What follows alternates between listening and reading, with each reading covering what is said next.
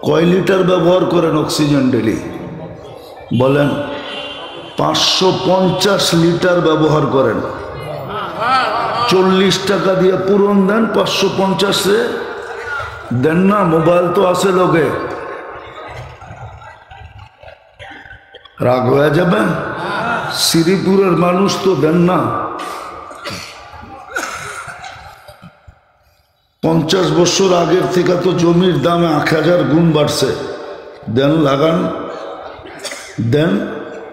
আরে দেন না, দেখেন না কয় টাকা হয়। 22,000 টাকা ডেলি দিতে হতো শুধু অক্সিজেনের বিল।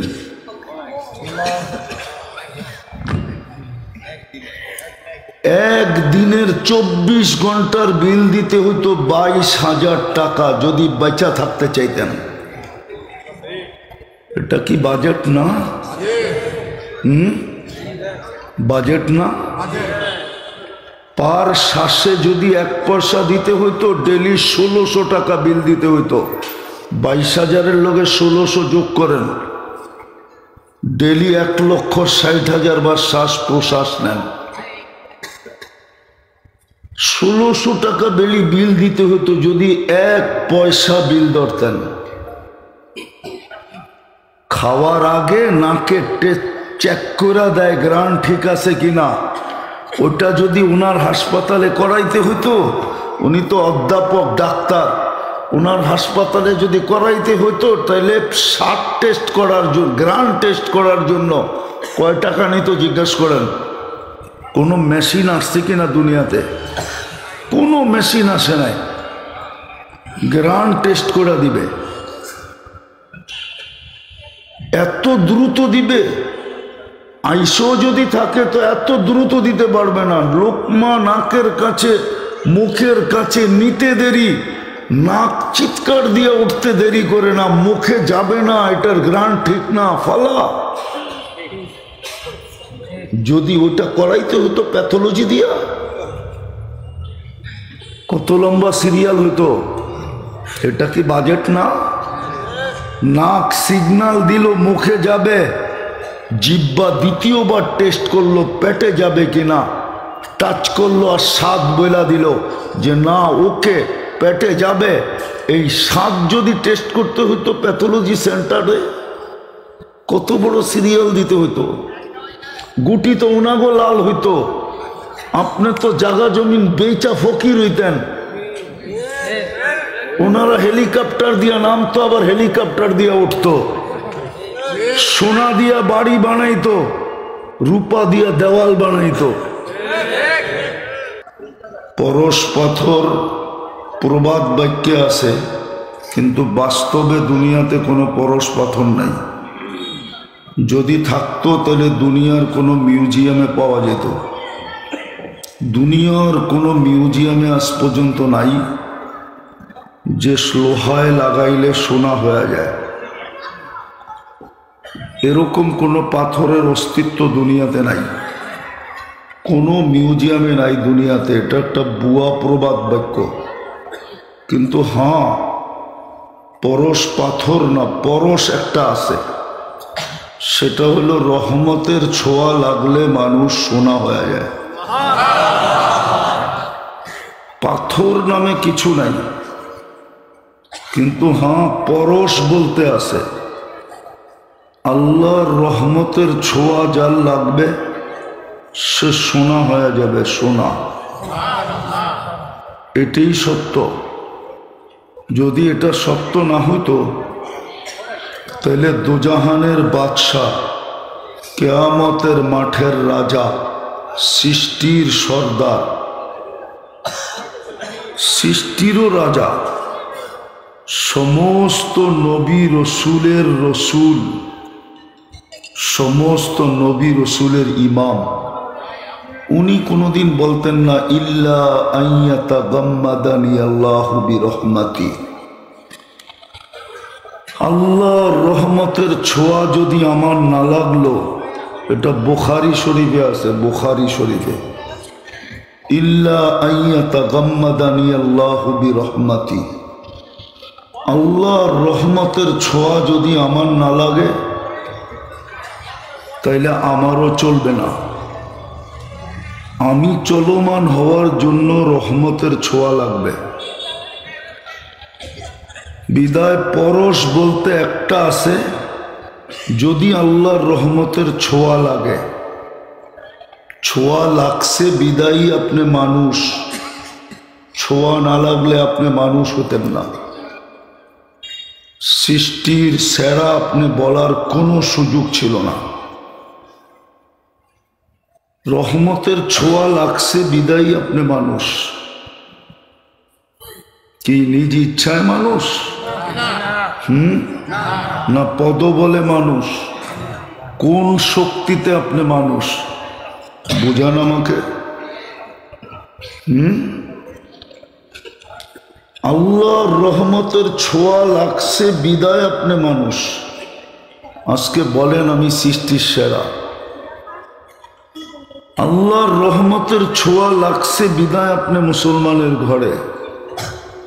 তাহলে আপনার চেয়ে বড় বড় শিক্ষিত আছে, ব্রেনিয়ান আছে, যে সৃষ্টি করছে তাকেই চিনে না। 24 ঘন্টা যিনি বাজেট ব্যয় করে তাকেই চিনে না। বাজেট বোঝেন? সংসারে ডেলি যে খরচ করেন এটা তো বোঝেন। আপনার আমার উপরে যে আল্লাহ খরচ করে এটা বোঝেন না। দেখামু দু একটা। পানির বোতল কত দাম? কয় লিটার? যদি অক্সিজেন ডেলি কিনা ব্যবহার করতে হতো পানির দামে,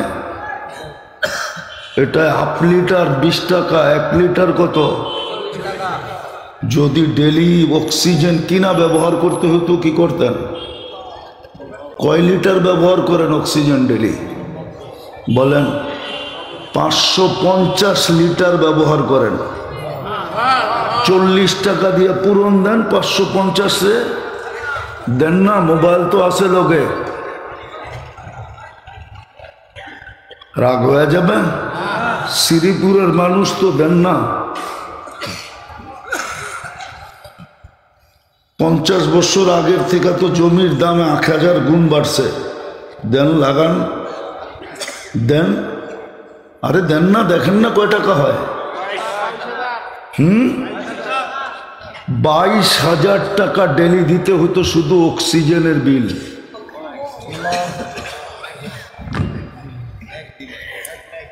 একদিনের 24 ঘন্টার বিল দিতে হতো 22,000 টাকা যদি বেঁচে থাকতে চাইতেন। এটা কি বাজেট না? বাজেট না? পার শ্বাসে যদি 1 পয়সা দিতে হইতো ডেলি 1600 টাকা বিল দিতে হইতো। 22,000-এর লগে 1600 যোগ করেন, ডেলি 1,60,000 বার শ্বাস প্রশ্বাস নেন। 1600 টাকা ডেলি বিল দিতে হতো যদি 1 পয়সা বিল ধরতেন। খাওয়ার আগে নাকে চেক করে দেয় গ্রান ঠিক আছে কিনা। ওটা যদি উনার হাসপাতালে করাইতে হইতো, উনি তো অধ্যাপক ডাক্তার, উনার হাসপাতালে যদি করাইতে হইতো তাহলে 60 টেস্ট করার জন্য, গ্রান টেস্ট করার জন্য কয় টাকা নিত জিজ্ঞেস করেন। কোনো মেশিন আসছে কিনা দুনিয়াতে? কোনো মেশিন আসে নাই। গ্রান টেস্ট করে দিবে, এত দ্রুত দিবে। আইসো যদি থাকে তো এত দ্রুত দিতে পারবে না। লোকমা নাকের কাছে, মুখের কাছে নিতে দেরি, নাক চিৎকার দিয়ে উঠতে দেরি করে না, মুখে যাবে না, এটার গ্রান ঠিক না, ফালা। যদি ওটা করাইতে হতো প্যাথোলজি দিয়া, কত লম্বা সিরিয়াল হতো। এটা কি বাজেট না? নাক সিগন্যাল দিল মুখে যাবে, জিহ্বা দ্বিতীয়বার টেস্ট করলো পেটে যাবে কিনা, টাচ করলো আর স্বাদ বইলা দিল যে না ওকে পেটে যাবে। এই স্বাদ যদি টেস্ট করতে হতো প্যাথোলজি সেন্টারে, কত বড় সিরিয়াল দিতে হতো। গুটি তো উনাগো লাল হইতো। আপনি তো জাগা জমিন বেচা ফকির হইতেন। ওনারা হেলিকপ্টার দিয়া নামতো, আবার হেলিকপ্টার দিয়া উঠতো। সোনা দিয়া বাড়ি বানাইতো, রূপা দিয়া দেওয়াল বানাইতো, এক পয়সা নেয় না আল্লাহ। এটা কি বাজেট না? কিডনি ডায়ালিসিস কত ডেলি জিজ্ঞেস করেন তো, একবার করলে কত জিজ্ঞেস করেন, কত একবার কিডনি ডায়ালিসিস করলে? হ্যাঁ, 4-5 হাজার বাদ দিলাম, 3,000 টাকা যদি নিতেন ডেলি 1,08,000 টাকা বিল দিতে হইতো। 36 বার আল্লাহ কিডনি ডায়ালিসিস করেন। রঙ্গে আছেন, যুবকরা তো আরো রঙ্গে আছে দেখা যায়। চুলের স্টাইল দেখলে, চলার স্টাইল দেখলে, কথার স্টাইল দেখলে, কাপড় চোপড়ের স্টাইল দেখলে, তো যেটা বলতেছিলাম, রহমতের ছোঁয়া লাগছে বিদায় আপনি মানুষ, রহমতের ছোঁয়া লাগছে বিদায় আপনি মুসলমান। যদিও ইসলামের দাম আপনার কাছে নাই, যদি থাকতো তাহলে ইসলামের ছাপও থাকতো, ছাপ ইউনিফর্ম থাকতো। ইসলামের ছাপ নাই, না যুবকের ভিতরে আছে, না নারীর ভিতরে আছে, না পুরুষের ভিতরে আছে, না শিক্ষিত লোকগুলার ভিতরে আছে। যেটি সবচেয়ে বেশি আলোকিত, ওগুলা সবচেয়ে বেশি অন্ধকার। তো যেটা বলতেছিলাম যে আল্লাহকে বানাইলো, আল্লাহ যাকে বানাইলো সে আল্লাহকেই চিনল না। ওইখান থেকে কথা বাহির হয়ে চলে গেছে যে 24 ঘন্টা বাজেট মুসলমানের ঘরে, রহমতের ছোঁয়া লাগছে বিদায় আপনার অস্তিত্ব। নাহলে আপনার চেয়ে বড় বড় শিক্ষিত আছে, টাকাওয়ালা আছে, বাড়িওয়ালা আছে, আল্লাহ চিনে না। আল্লাহ যে অস্তিত্ব দিল, প্রতিদিন বাজেট ব্যয় করে, তাকে চিনে না। আমি পারি একটা একটা খুইলা দেখাইতে, আপনাকে সময় নাই। পুরো বডি একটা একটা খুইলা প্রযুক্তি দিয়ে দেখায় দেব, যে প্রযুক্তি দিয়ে এটা চালাইতে হলে, জানি না উনি অধ্যাপক কোন রোগের, হার্ট কি দিয়ে চলে, বাল্ব দিয়েই তো বলবে। যদি বলি বাল্ব কি দিয়ে চলে, জিজ্ঞেস করেন জবাব আছে কিনা, জিজ্ঞেস করেন না বাল্ব কি দিয়ে চলে। হার্ট বাল্ব দিয়ে চলে আমি মানি, কিন্তু বাল্ব কি দিয়ে চলে? আল্লাহ চালায় তো চলে। যদি প্রযুক্তি দিয়ে চালাইতে হইতো তাহলে হার্ট চালানোর জন্য বিরাট বড় একটা ফ্যাক্টরি লাগতো, হতে পারতো 2-4-50 জন ওয়ার্কার লাগতো, ওয়ার্কার। এই শরীরটা সারা দুনিয়ার চোখের ডাক্তারকে নিয়ে আসুক না শ্রীপুরালারা, আর জিজ্ঞাসা করুক শত শত বৎসর, লক্ষ লক্ষ ডাক্তারের গবেষণা, এতটুকু একটা চোখ কোন পর্যন্ত গেল? জিজ্ঞাসা করেন তো কোন পর্যন্ত গেল? বলবে গবেষণা করতে পারতেছি, এটার কিনারা কোথায় আমরা জানি না, এই দুনিয়ার জীবনে শেষ হবে কিনা এটাও জানি না। যে এতটুক জায়গায় এরকম টেকনোলজি ফিট করতে পারে, প্রযুক্তি ফিট করতে পারে, কুদরত বাদেই দিলাম, টেকনোলজি আর প্রযুক্তি ফিট করতে পারে, ওই আল্লাহ কেমন? ওই রহমতের ছোঁয়া লাগছে বিদায় আপনি মুসলমানের ঘরে, নাইলে আপনিও নিজের হাতের বানানোটা পূজা করতেন। বিবেক বুদ্ধি সব থাকা সত্ত্বেও আপনিও বলতেন গড ইজ নাথিং, নাউজুবিল্লাহ, আল্লাহ বলতে কিচ্ছু নাই। আছে না টকশোতে, দেখেন না, না দেখেন না, বড় বড় সুশীল, কি বড় বড় সুশীল। আল্লাহ তো আল্লাহ, ইচ্ছা স্বাধীনতা দিয়েছেন দেখা মুস্কি মুস্কি হাসে, কিচ্ছু বলে না। ইচ্ছা স্বাধীনতা যদি যুবককে না দিত, নারী পুরুষ আমাদেরকে ইচ্ছা স্বাধীনতা না দিতেন, 24 ঘন্টা বাজেট ব্যয় করবে আপনার উপরে, আর আপনি চলবেন আল্লাহর বিরুদ্ধে, ইম্পসিবল ছিল। আল্লাহকে খুঁটি ছাড়া যে আকাশ দাঁড় করায় রাখছে, দুনিয়ার থেকে 13 লক্ষ গুণ বড় সূর্যটাকে বাসমান রাখছে, আপনার দুনিয়াটাও মহাশূন্যে বাসমান। 66,000 মাইল গতিতে দৌড়াইতেছে, কিন্তু আপনার গায়ে একটু বাতাসও লাগে না। দুনিয়া সূর্যের পিছে 66,000 মাইল পার ঘন্টায় দৌড়াইতেছে। মোটর সাইকেলে শুধু হেলমেট কেন পড়ে? শুধু মাথার জন্য? যে মোটর সাইকেল চালায় ও চশমা কেন পড়ে? কমসে কম চশমা পড়তে হবে। কেন? 100 স্পিরিট যখন দিবে তো বাতাস ওর চোখে এসে 100 স্পিরিটে লাগবে, অটোমেটিক চোখ দুটা বন্ধ হয়ে যাবে, সামনে কিচ্ছু দেখবে না। এই জন্য একটা গ্লাস লাগায়, কমসে কম চশমা লাগায়, যেন বাতাসটা ডাইরেক্ট চোখে না লাগে। হতে পারে স্পিরিটের কারণে চোখে লাগবে আর চোখ দিয়ে পানি পড়বে আর চোখটা অটোমেটিক বন্ধ হয়ে যাবে, ও দুনিয়া ওভারটেক করে আখেরাতে চলে যাবে। 66,000 মাইল গতিতে দৌড়াইতেছে, 1000 মাইল পার ঘন্টায় ঘুরতেছে দুনিয়াটা। সূর্যটা 6 লক্ষ কিলোমিটার বেগে দৌড়াইতেছে। মহাশূন্যে বাসমান। ওই আল্লাহ আপনাকে কানে ধরে চালাইতে পারত। যুবক, তোমাকে কানে ধরে ঘুরাইতে পারত, শুধু ইচ্ছা স্বাধীনতা দিছে বিদায় যেমন খুশি তেমন চলতে পারি। সীমারেখা দিছেন বিদায় কিচ্ছু বলেন না। বুদ্ধিমানের পরিচয় দেন যে তুই তো সীমারেখায় পানা দিয়া যাবি, তো যাবি কোথায়? এই জন্যই কোরআন বলে আইনাল মাফার, বাগবি কোথায়? এই জন্যই কবি বলে যদিও নাকি পালাও তুমি আকাশেতে লাগিয়ে সিঁড়ি, কোথায় যাবে? আল্লাহর রাজত্বের বাহিরে। বলেই দিছে লিল্লাহি মুলকুস সামাওয়াতি ওয়াল আরদ, আকাশ জমিনের রাজত্ব আমার কাছে, কোথায় যাবে? তো রহমতের ছোঁয়া লাগছে বিদায়, আপনি আমি মানুষ, রহমতের ছোঁয়া লাগছে বিদায়, এটার নামই পরশ।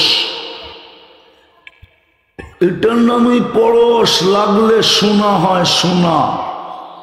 মানুষ সৃষ্টির ভিতরে সবচেয়ে দামি, বিদায় সোনা। মানুষের ভিতরে সবচেয়ে দামি আল্লাহর কাছে মুসলমান, বিদায় সোনা। আবার রহমতের ছোঁয়া লাগছে বিদায়, আপনি উম্মতে মুহাম্মাদি। রহমতের ছোঁয়া না লাগলে আপনি উম্মতে মুহাম্মাদি হতেন না। আর রহমতের ছোঁয়া যদি না লাগতো তাহলে আপনাকে কুদরতি হাত দিয়া বাছাইও করতেন না। হুয়া জতাবাকুম, আল্লাহ বলে তোকে কুদরতি হাতে বাছাই করছি। বাছাই শুধু বাছাই করি না, শ্রেষ্ঠত্বের মুকুটটাও তোর মাথায় বসায়া দিছি। কুনতুম খায়রা উম্মা, তোর চেয়ে দামি আমি কোনো উম্মত বানাই নাই। রহমতের ছোঁয়া লাগলে শোনা হয়, যেমন আমরা আলহামদুলিল্লাহ হইছি। কিন্তু হইলে কি হবে? ছোঁয়া তো লাগলো, মানুষ তো বটে, মনুষ্যত্ব তো নাই। মনুষ্যত্ব যদি থাকতো তাহলে এক জমিন 3 বার বেচে কি করে? না শ্রীপুরে বেচে না, না এই পর্যন্ত বেচে নাই। মনুষ্যত্ব যদি থাকে তো এক জমিন 3 বার বেচে কি করে? রাগ হয়ে গেলেন? আমি চাই আপনারা দাওয়াত আমাকে না দেন। উনি আমাকে শ্রীপুর বলে নাই, তাহলে আমি আসতাম না, নাই করে দিতাম। শ্রীপুর বলে নাই, গাজীপুর বলছে। জিজ্ঞেস করেন, সামনে বসা। উনি বলছে গাজীপুর, উনি টেকনিক খাটাইছে। মানুষ যদি মানুষত্ব থাকতো তাহলে এক জমিন 3 বার বেচে কি করা? এটার নাম মানুষত্ব। রহমতের ছোঁয়া তো লাগলো, চাইলো তো সোনা বানাইতে, কিন্তু মানুষ তো হলাম, মনুষ্যত্ব তো নাই। আছে মনুষ্যত্ব? একটা দেখাইলাম, রাগ হয়ে গেলেন মনে হয়। 100টা দেখা যায়। মনুষ্যত্ব কোথায়? মানুষ মানুষ মানুষকে নিধন করার জন্য যত অস্ত্র তৈরি করছে, কোনো কোনো কোনো কোনো কোনো ধ্বংসাত্মক প্রাণীর জন্যই অস্ত্র তৈরি হয় না। মানুষের ভিতরে মানুষত্ব থাকলে মানুষ মানুষের হাতে নির্যাতিত হয় কি করা, নিষ্পেষিত হয় কি করা, মানুষ মানুষের হাতে দীক্ষিত হয় কি করা, ঘৃণিত হয় কি করা, অবহেলিত হয় কি করা, লাঞ্ছিত হয় কি করা, মানুষ মানুষের হাতে বঞ্চিত হয় কি করা।